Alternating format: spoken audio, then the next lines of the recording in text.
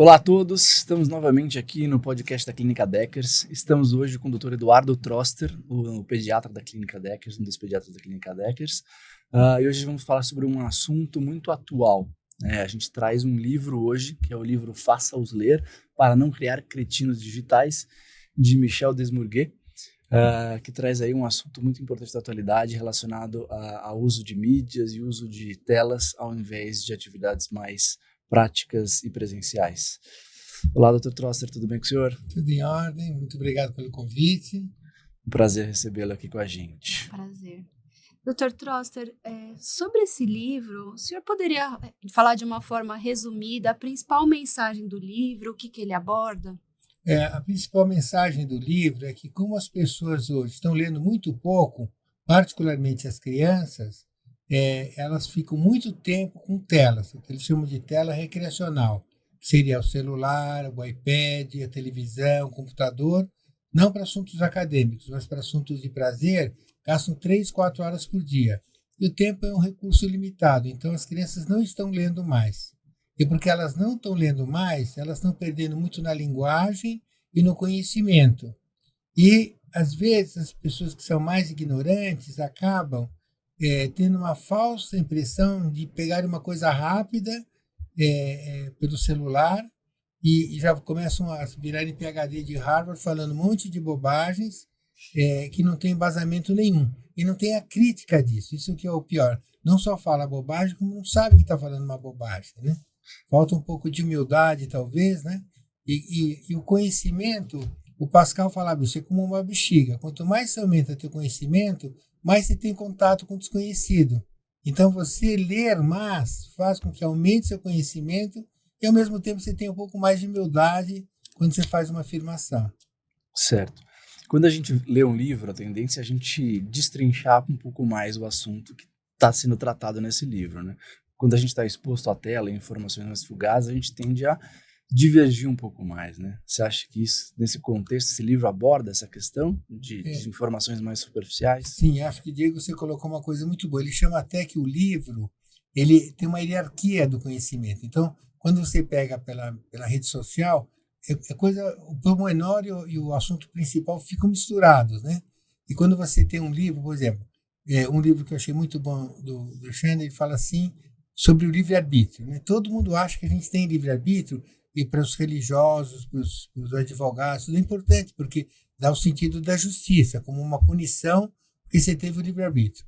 E esse autor, Sam Harris, ele defende que a gente não tem livre-arbítrio, né? Então ele vai argumentando no livro de uma forma muito boa, e ele vai mostrando por que para as pessoas é importante achar que existe livre-arbítrio, e ele argumenta por que ele acha que não existe livre-arbítrio. E ele fez filosofia e neurociência, então ele tem argumentos muito sólidos para defender isso, né? E a vantagem do livro, por exemplo, ele tem podcast também, mas a vantagem do livro é que ele vai argumentando de uma forma muito consistente e você acaba te convencendo, né? E não achar que não existe livre-arbítrio, porque acho que todo livro muda um pouco o jeito de você ver o mundo, né? Como quando você faz uma viagem, você acaba sendo muito mais tolerante e muito mais compreensivo com as pessoas do que julgar. A tendência de julgar é porque tem o livre-arbítrio. Fulano fez tal coisa, mas podia não ter feito, né? Sim. E ele mostra que não, que você tem determinismos sociais e biológicos para ser daquele jeito. E as telas têm muito algoritmo, né? A gente não tem mais livre-arbítrio, tem o algoritmo que vai trazendo a informação para a gente. Que você quer ou que você está condicionado a receber, né? Por algum... E... Na sua opinião, receber essas informações, mesmo que sejam educacionais, de uma forma mais passiva, interfere não só na retenção, mas também nessa construção de pensamento a respeito de determinado assunto? Eu acho que sim, né? Porque, primeiro, que quando você está lendo um livro, se você de fato estiver focando no livro que você está lendo, não fizer multitasking, né? Você tem que tirar o celular de perto para não ficar fazendo barulho, né? Para você, de fato, concentrar no que você está lendo, você vai acompanhando o pensamento do escritor, e isso vai melhorando tanto a tua parte cognitiva, de ser uma pessoa crítica e analítica com os fatos, como também na habilidade socioemocional. por exemplo, você lê um romance, aí vai descrever a Paula. Então fala, Paula é uma médica, jovem e tal. Aí quando você encontrar uma outra pessoa, você vai lembrando do personagem que você leu. Então, eu acho que ler romance é uma coisa muito boa. Os clássicos são clássicos porque o comportamento humano tem uma certa periodicidade, né? Formas de pensar, de ser, né? Tem pessoas que são mais impulsivas, tem pessoas que são mais introspectivas e reflexivas, né?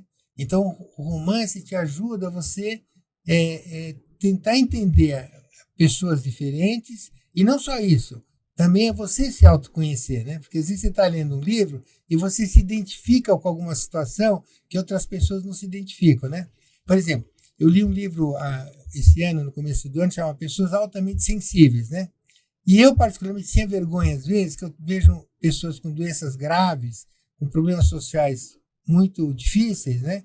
E aí eu ficava chateado com uma bobagem que alguém me falava, né? E eu falava, pô, é uma futilidade isso, né? Mas não é, porque eu senti aquilo lá. Você não pode negar as emoções, né?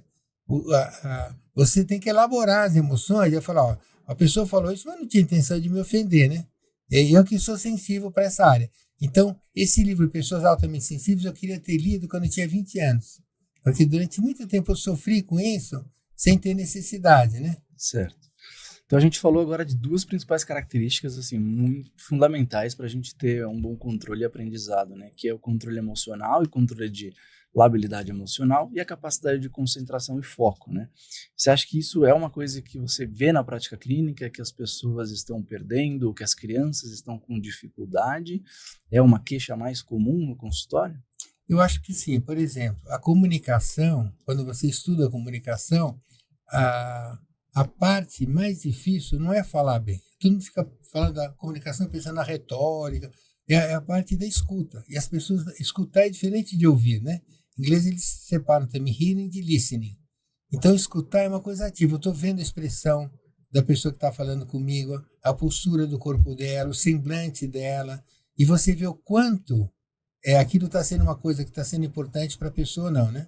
O que você vê hoje? O pessoal todo no celular. Você vai num restaurante, em qualquer lugar, todo mundo no celular, né? Ninguém está olhando o outro mais. Então, eu vejo, às vezes, no consultório vão crianças com 8, 10 anos, no celular. Você fala assim, Pedrinho, cumprimento o Dr. Trosser. Aí ele dá um grunhido, né? Aí ele continua no celular. Se você tirar o celular, ele tem uma crise convulsiva. Aí eu falo, agora eu vou examinar você. Aí tem que examinar, entendeu? Alguns têm que ficar olhando o celular enquanto você examina. Eu acho que um negócio tão... Ele não olha para você, ou seja, essas crianças perdem a habilidade socioemocional. Elas não olham o outro. E por que a habilidade socioemocional é tão importante para o desenvolvimento humano? E por que precisa ser desenvolvido nessa fase da infância? Tem algum período em que desenvolver isso é mais importante? Olha, eu acho que a habilidade socioemocional você tem que desenvolver a vida inteira, né? O gap entre como você é e como você gostaria de ser, nunca você vai preencher, né? Você sempre tem que ter essa necessidade de uma melhoria contínua, né? Mas quanto mais cedo você aprender, vai ser melhor. Primeiro, para o teu relacionamento com os outros. Segundo, para o teu sofrimento, teu bem-estar social. Você pegar assim, a Organização Mundial de Saúde fala que a principal doença do século XXI é ansiedade e depressão. A saúde mental hoje é muito grande, né? Agora, no mês de setembro, nós estamos com o mês amarelo da prevenção do suicídio, né? O suicídio está aumentando no mundo inteiro. Você fala, as pessoas conseguiram melhorar a situação de vida, satisfazer as necessidades básicas, mas o sofrimento está muito grande, porque as pessoas estão perdendo essa parte de conexão, que é o que te dá sentido. Tem um estudo coorte que fizeram em Harvard, que já tem mais de 100 anos, e eles observaram que o que mantém uma longevidade saudável, o fator mais importante é a conexão emocional. Se você tem uma família e amigos bons. Então, quanto mais velho você fica com um patrimônio importante seu é o afetivo. São coisas que você tem que cultivar. E o tempo, de novo, é limitante. Se você não gastar tempo com isso, você vai perdendo isso. Você vai se afastando das pessoas, né? E que estratégias o senhor acha que a gente pode usar para estimular o gosto, a leitura dessas novas gerações que já estão nascendo, né, com um ambiente digital praticamente incrustados nela, né? Como separar um tempo para isso? Né? Legal. Então, a Academia Americana de Pediatria coloca que nos primeiros 2 anos a criança não devia olhar a tela, 0 de tela. E depois ele dá meia hora, 1 hora, conforme a idade vai aumentando. Dar o celular para uma criança pequena é um crime, eu acho, né? porque vai prejudicar o desenvolvimento neurológico dele. Então, a primeira coisa é evitar, proibir o acesso.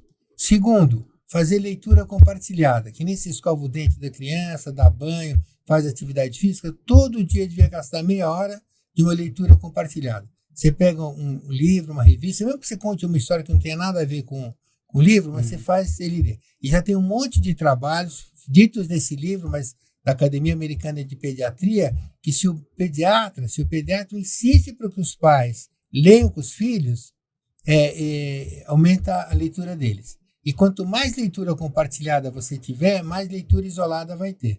Só que o processo de você criar o hábito da leitura, eles chamam que um leitor moderado teria que ler mais do que 20 livros por ano. Ou seja, isso gasta meia hora por dia, mais ou menos, né? Você vai falar, é pouco meia hora, mas meia hora todo dia, no final do ano, são 100 e poucas horas, né? 180 horas, né? Então, se você criar esse hábito de ler meia hora todo dia, você faz com que ele seja um leitor.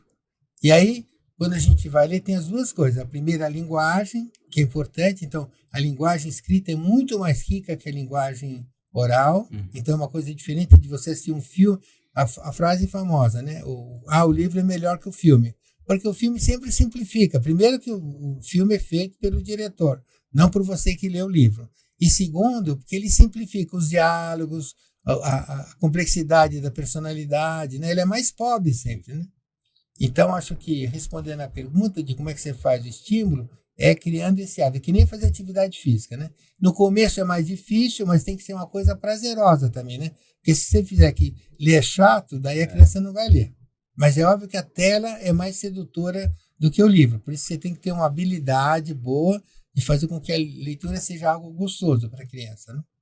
Certo. E o uso de telas, em que outros aspectos você acha que pode prejudicar, né? Dieta, por exemplo, é uma coisa que pode mudar um pouquinho o padrão? Olha, Com o uso de telas? Com o uso de muitas petiscos. Normalmente o uso excessivo de tela, uma das coisas, aumenta a obesidade, né? Porque de fato a criança fica com menos atividade física e acaba, quando tem propagandas, né, de comida, você vê que horário de criança geralmente é propaganda de comida, né? Sim, sim. E acaba comendo mais coisas que são mais fáceis, porque as pessoas, um dos motivos de engordar é que é mais fácil as comidas que engordam do que você fazer uma comida mais saudável, né? Então, como as pessoas estão com pouco tempo, acabam comendo errado, né? Então, acho que isso é ruim, né? Eu não sei se você quis também, Diego, fazer alusão ao fato de que, às vezes, eu sinto isso. Às vezes, se eu tô assistindo alguma coisa, eu continuo comendo porque tá gostoso assistir aquilo, que é uma coisa que você lendo não atrapalha. Comer te atrapalha, né? Acho que a gente até acaba comendo mais, e tem estudos também que comprovam isso. A gente não presta tanta atenção na nossa saciedade também, por estar ligado em outra coisa.